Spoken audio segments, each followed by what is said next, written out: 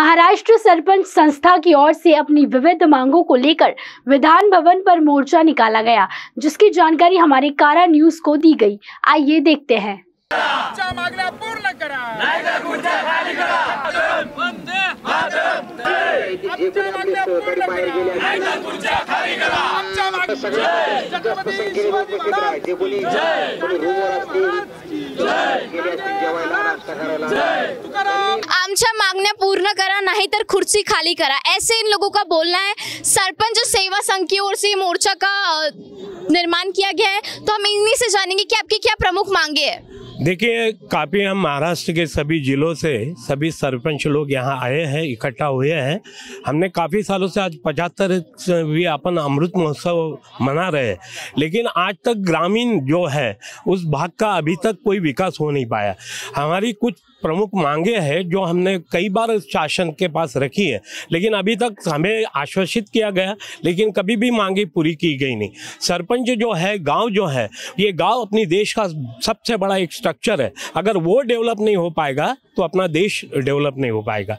अब हम 75वें अमृत महोत्सव मना रहे हैं और काफ़ी सारे मांगे हमारी है, जो जिसमें से एक मांगे है कि जो घरकुल योजना है सब गरीबों के लिए है। रमाई घरकुल योजना है, इंदिरा आवास योजना है। इन आवास योजना को एक लॉकिंग सिस्टम लगा के रखा है। लॉकिंग सिस्टम मतलब एक 5 घरकुल अगर आ गए तो वो अगर कंप्लीट नहीं होते तो आगे के घरकुल नहीं हो पाते। तो कई साल हमारे टेन्योर 5 साल का निकल जाता है। हम लोगों की मांगे पूरी कर नहीं पाते, गरीबों को घर दिन नहीं दे पाते। ये लॉकिंग सिस्टम जो है, हमने राज्य सरकार को बोलते तो वो बोलते कि ये केंद्र सरकार की योजना है, वो लॉक सिस्टम निकालेंगे। तो ये लॉक सिस्टम निकालेगा कौन आखिर तक? हम लोग कब तक ये इसकी राह देंगे? हमें आम लोगों को जवाब देना है, सरपंच करके हमको पूरे गांव का विकास करना है। तो ये प्रमुख मांगे है। और आप पदवीधर मतदार संघ के इतने सारे आमदार आप लोग भेजते हो, कहाँ है नौकरियाँ? नौकरियां नहीं है, फिर वो आमदार किस लिए है? हमारी ग्राम पंचायत में से आप क्यों नहीं एक मतदार संघ सिलेक्ट करते कि ताकि हमारा एक रिप्रेजेंटेटिव वहां जाए, हमारी तकलीफ वहां रखे? तो हमें हमारी ये प्रमुख मांग है कि अभी आने वाले सेशन में कुछ हमारी जो है 12 जो है आमदार ये ग्राम पंचायत से होने चाहिए। इनको भी इनकी मांगे रखने का अधिकार होना चाहिए। और उसके साथ साथ जो टेन्योर 6 साल का है, उस 6 साल का आपने कर दिया, लोक नियुक्त सरपंच कर लिया, लेकिन 2 साल के बाद में वापस से उसको नो कॉन्फिडेंस मोशन, अविश्वास ठहराव को सामने जाना है। फिर आप लोग पूरे गांव ने जिसको चुन के दिया वो वापस से 2 साल के बाद में खाली होगा, तो फिर क्या अर्थ है? फिर ये आमदार लोगों के लिए क्यों नहीं लगा रहे? उनको क्यों नहीं बोलते कि भाई मतदार संख्या अगर 90% लोग बोलते हैं कि आमदार काम नहीं कर रहा है, तो उसको भी अविश्वास ठहराव आने की प्रोसीजर होनी चाहिए। ये केवल ग्राम पंचायत में क्यों है?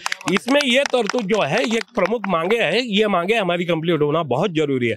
काफ़ी सारी मांगे हैं। ग्राम पंचायत भवन नहीं, हमारे यहाँ महिला सदस्य है, सरपंच है, उप सरपंच है, उन लोगों के लिए कहीं शौचालय नहीं है, ग्राम पंचायत में भवन नहीं है। उनको कोई अगर मतलब डिलीवरी वाली लेडी है तो उसके लिए उसके बच्चों को शिशु पालन गृह नहीं है। तो ये सब प्रमुख मांगे आपको देनी चाहिए। वहाँ पर पंचायत समिति में जो भवन है सभापति को देते हो, ग्राम पंचायत के सरपंच जो पूरे गाँव का रिप्रेजेंटेशन करते हैं उनके लिए ग्राम पंचायत अधिनियम में प्रावधान करके रखा, लेकिन हमें बाहर खड़ा रहना पड़ता है, सभापति और बाकी लोग अंदर बैठते हैं। तो ये कहाँ का न्याय है? हम लोगों को, हमारे सेवक जो है हमको बाहर खड़ा रखते हैं, हम लोगों की तकलीफ के लिए जाते हैं, हमारी खुद की तकलीफ के लिए कभी नहीं जाते। और सर, अगर सरकार ने आपकी जो मांगे है वो नामंजूर करी तो आपकी अगली रणनीति क्या होगी? हमारी रणनीति इससे बहुत बड़ी होगी, क्योंकि अभी हम लोग विभाग प्रमुख से सरपंच लेके आए हैं, तो काफ़ी 2-2.5 हजार लोग आज सुबह से हम लोग इकट्ठा हुए हैं। और आने वाले समय में 28,000 ग्राम पंचायत महाराष्ट्र की है। सभी सदस्य, सरपंच और उप सरपंच एक उग्र आंदोलन मंत्रालय पे लेके जाएंगे। और हमारी मांगे जब तक कंप्लीट नहीं होंगी, हम कोई भी ग्राम पंचायत का काम नहीं करेंगे। ये हमने डिसीजन ले चुके हैं। विजय असो, विजय असो, विजय असो। आप क्या बोलना चाहोगे? क्या होता है कि सरपंच को विविध जो गुनहगार लोग रहते हैं वो हल्ले करते हैं और सरपंच को दहशत दिखाते हैं। इसलिए हम सरकार से मांगनी करते हैं कि सरपंच को विशेष कायदा पारित करते हैं। जो भी सरपंच को हाथ लगाएगा उसको कोई तो सजा होना चाहिए। यही हमारी विशेष मांगनी है। आपका नाम क्या है? मेरा नाम अशोक बाजीराव ओवाल। मैं पुणे जिला से मुलशी तालुका, उधर का मुलशी तालुके में जो चांदे गांव है उसका मैं सरपंच हूँ। तो आप क्या बोलना चाहोगे? आपकी क्या डिमांड है? मेरी डिमांड ये है कि हम हमारी जो मांग सरकार के पास लेके जा रहे हैं, हमारे स्वराज्य सरपंच सेवा संघ, जो हमारी मांग इतनी बड़ी नहीं है कि अब आमदार लोगों को, एमएलए लोगों को 1-2 लाख पेंशन मिलती है, उनका 1-2 लाख का हर महीने का पेमेंट रहता है। हमारा पेमेंट कितना है अभी मिल रहा है सरकार से 200, 250 या 2500 या 3000 तक मिलता है, लेकिन वो एक आदमी के ऊपर 3 रुपये मिलता है। बोले तो एक दिन का 10 पैसा। बोलो हमारा 10 पैसे से हमारा घर नहीं चलता, लेकिन हम हमारे गांव वाले की वजह से इतना काम कर रहे, प्रामाणिकपणे से काम कर रहे, सब हमारा तन मन धन लगा के काम करे, तो कम से कम हमारा जो पेमेंट आता है हर महीने का, वो कम से कम 15-20 हज़ार तक होना मांगता है। क्योंकि पाटिल जैसा हमारा काम नहीं रहता, हमें कुछ गड़बड़ हो गया तो उधर जाना पड़ता है, पुलिस चौकी जाना पड़ता है, किसी का एक्सीडेंट हुआ है उसके पास जाना पड़ता है, किसके घर कोई भी प्रॉब्लम होने तो उस तक जाना पड़ता है। इसका सरपंच का काम बहुत बड़ा है, लोक संख्या के अनुभव से बहुत नाजुक काम हो गया उसका भी। तो हमसे मांग यह है गवर्नमेंट से या सरकार से कि हमारी जो अभी हम सम कर रहे हैं अभी सब, वो इसकी वजह से हमारा कम से कम हर महीने का एक सरपंच का या उप सरपंच का 10 या 12, 15 या 20 तक होना चाहिए। बस इतना मैं कहना चाहता हूँ। मैम, सर ने महिलाओं के बारे में बात करी, तो मैं महिलाओं में आपसे जानना चाहूंगी कि आपकी क्या डिमांड्स है?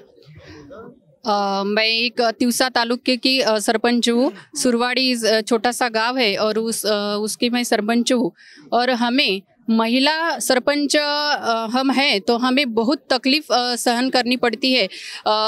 कोई विरोधी पक्ष वाले कुछ बोलते हैं, वो हमें डोमिनेट करते हैं कि वो बोलते हैं ये लेडीज़ है, ये कुछ नहीं कर पाती, ऐसा बोलते हैं कि और हमारा जो भवन है, हमारा कार्यालय है, उसमें आके ऐसे ही बैठ जाते हैं क्योंकि लेडीज़ है और ग्राम सेवक भी एक लेडीज़ रहती है। तो कोई हमें जो ताकत मिलनी चाहिए महिला सरपंच को, कि जो मान और जो हक मिलना चाहिए वो हमें मिलता नहीं।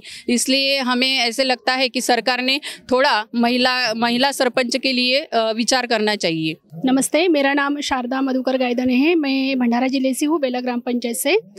मेरा भी ऐसा कहना है मैम कि जो भी सरपंच महिला रहे या जेंट्स रहे, सभी को है ना बहुत परेशानी है काम करने के लिए। क्योंकि अभी बोला गया है कि काम करते समय एक तरफ से बोला जाता है कि सरपंच को बहुत ज़्यादा पावर दिए गए हैं, पर अगर हम ग्राम सभा चलाते हैं, कुछ भी अगर हम सभा लेते, तो जो प्रोटेक्शन है, अगर हमारे ऊपर अगर कुछ भी हल्ला बोल होता है तो हम कुछ भी नहीं कर पाते, यानी हमें कुछ भी प्रोटेक्शन नहीं मिलता। ये पावर हमें मिलना चाहिए। और दूसरी एक वजह है कि जैसे भी हम कुछ कामकाज के लिए अगर हम पंचायत समिति में जाते हैं, जिला परिषद में जाते हैं, तो हमारा भवन नहीं है, सरपंच भवन नहीं है, तो हमारे खुद के बैठने के लिए, आदान प्रदान के लिए हमें बैठने के लिए कुछ जगह चाहिए मैम।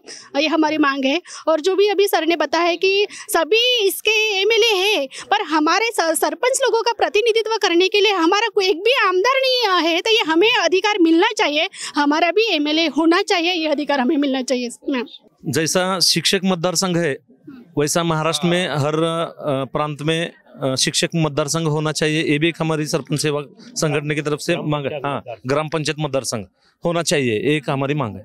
इस देश में गांधी ने गांव की तरफ चलो, राष्ट्र संत तुकडोजी महाराज जो हमारे महाराष्ट्र के संत है, उन्होंने ग्राम विकास की ऐसी संकल्पना रखी कि पूरा देश उस पर चल सकता है। उन्होंने भी कहा कि खेड्याकडे चला, गावाकडे चला। गांव हा विश्वाचा नकाशा, मतलब गांव अगर बनता है तो वो फाउंडेशन है देश का, तभी हम विश्वगुरु बन सकते हैं अगर खेड़े का विकास करते हैं।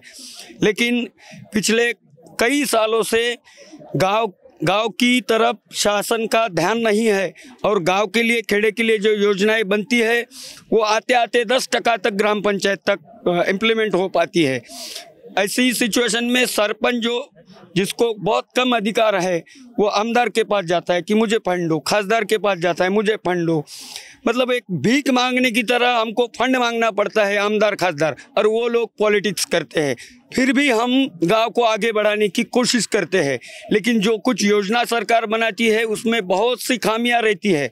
इतनी खामियां रहती है कि जैसे अभी यशवंत मुक्त वसाहत योजना तो सरकार ने बना दी जो एनटी कैटेगरी के लिए है, लेकिन उसका एक भी उद्दिष्ट पंचायत समिति को या ग्राम पंचायत को दिया नहीं।